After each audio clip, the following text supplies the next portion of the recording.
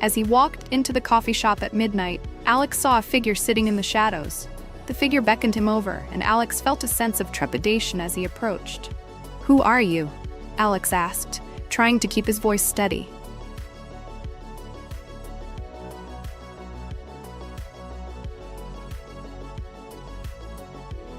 The figure slowly stood up, revealing a tall, imposing man with piercing eyes. "I'm someone who knows the truth about Silicon Valley," the man said, his voice low and menacing. "And I'm here to tell you that you're playing with fire."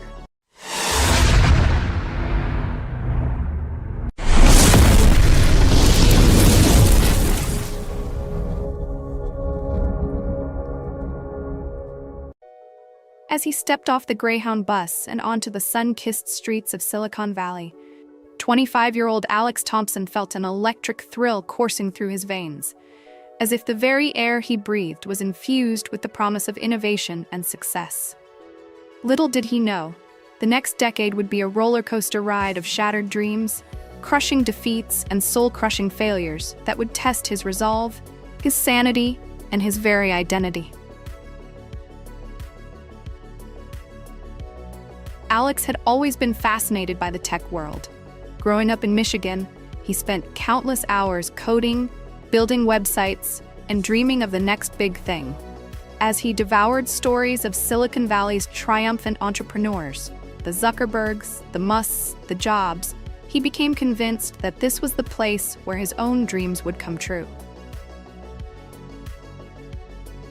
With a degree in computer science from the University of Michigan, Alex packed his bags, said goodbye to his tearful family, and set off for the promised land.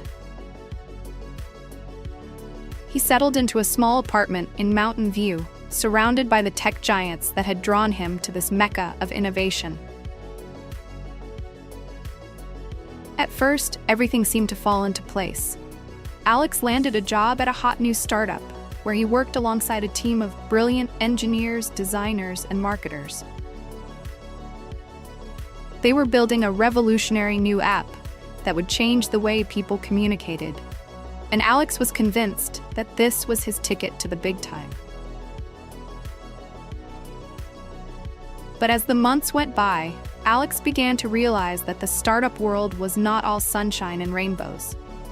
The company struggled to gain traction, and the team's enthusiasm began to wane. Alex's own role became increasingly marginalized, and he found himself stuck in a rut, performing mundane tasks that seemed to have little impact on the company's overall direction. Despite his growing frustration, Alex refused to give up. He poured his heart and soul into the company, working late nights and weekends, convinced that the next big breakthrough was just around the corner.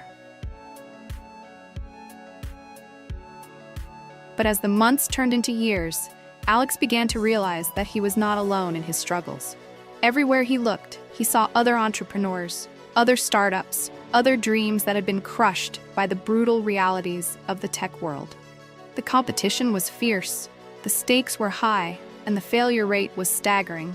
Alex began to wonder if he had made a terrible mistake, if he had been blinded by the glamour of Silicon Valley and ignored the warning signs that had been flashing in front of him all along. And yet, despite his growing doubts, Alex refused to give up.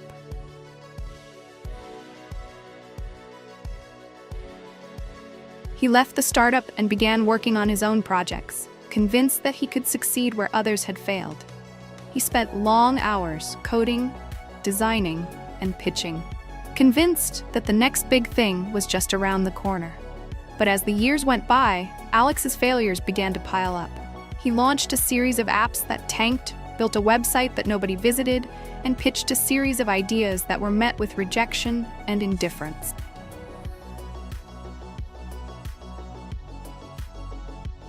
He watched as his friends and colleagues succeeded, while he struggled to make ends meet. As the disappointments mounted, Alex began to question his own identity. Was he a failure? Was he delusional to think that he could succeed in this cutthroat world? He felt like he was stuck in a never-ending cycle of disappointment and despair, and he didn't know how to escape.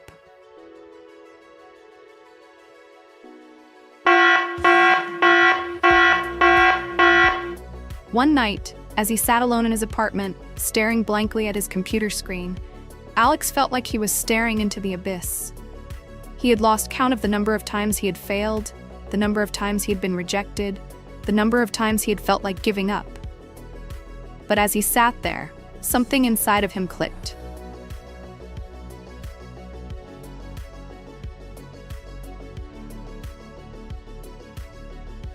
He realized that he had a choice to make. He could give up, admit defeat, and slink away with his tail between his legs. Or he could keep pushing forward, keep striving for greatness, no matter how impossible it seemed.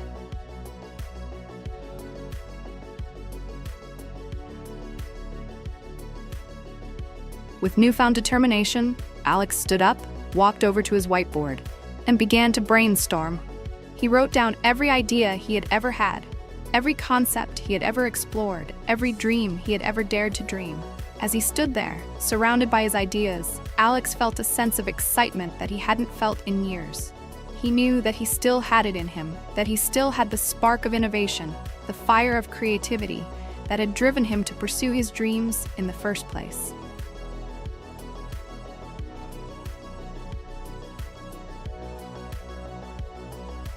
With renewed energy and determination, Alex set to work on his next project. He poured his heart and soul into it, working tirelessly to bring his vision to life.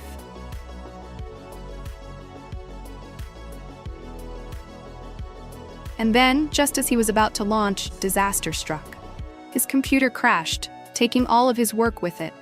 Alex felt like he had been punched in the gut, like all of his hopes and dreams had been crushed in an instant. But he refused to give up. He took a deep breath, picked himself up, and started again.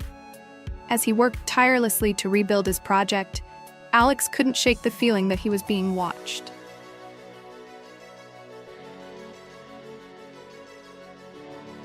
He would catch glimpses of a figure out of the corner of his eye, only to turn and find no one there.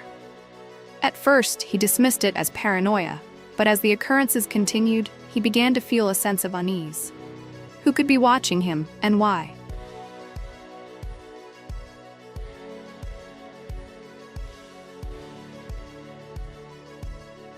One night, as he was working late, Alex heard a faint noise coming from outside his apartment.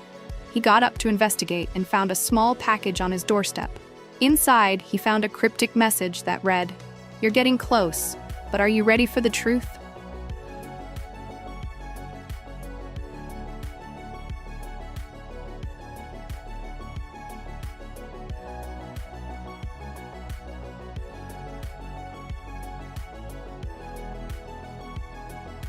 Alex was taken aback. What truth? And who was behind the mysterious message? As he pondered these questions, Alex received an email from an unknown sender. The email contained a single link, which led to a website that seemed to be monitoring his every move. Alex's heart racing, he realized that he was in the midst of something much bigger than himself.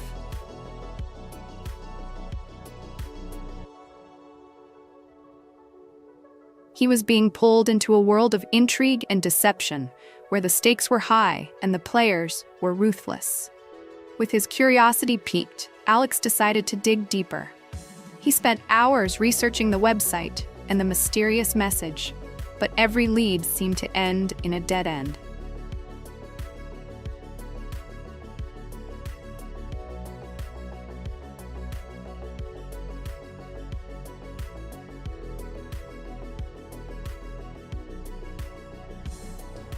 Just when he was about to give up, Alex received another message. This time, it was a phone call from an unknown number. "Meet me at the coffee shop on Main Street at midnight," a low, gravelly voice said. "Come alone." Alex's instincts told him to ignore the message, but his curiosity got the better of him. He decided to take a chance and see what would happen.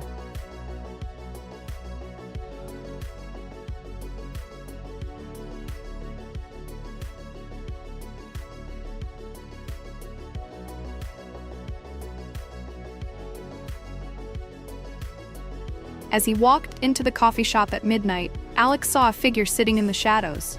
The figure beckoned him over, and Alex felt a sense of trepidation as he approached.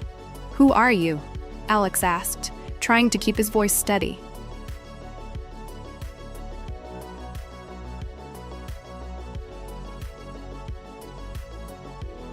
The figure slowly stood up, revealing a tall, imposing man with piercing eyes. "I'm someone who knows the truth about Silicon Valley," the man said, his voice low and menacing. "And I'm here to tell you that you're playing with fire." Alex's mind racing, he wondered what the man was talking about. What truth? And what fire? But before he could ask any questions, the man turned and disappeared into the night, leaving Alex with more questions than answers. As he walked back to his apartment, Alex couldn't shake the feeling that he was being pulled into a world of danger and deception. He wondered if he would ever be able to escape, or if he would become the latest casualty of Silicon Valley's ruthless game of innovation and survival.